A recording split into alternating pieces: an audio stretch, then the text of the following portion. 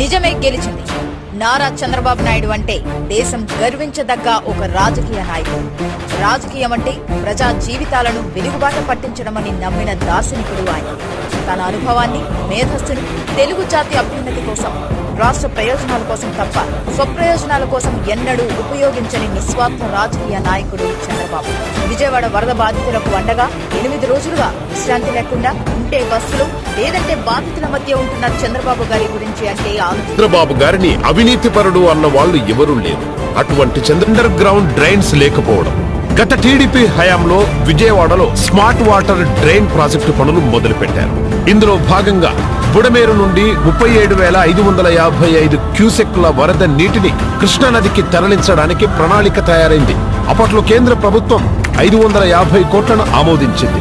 చంద్రబాబు 464 కోట్లతో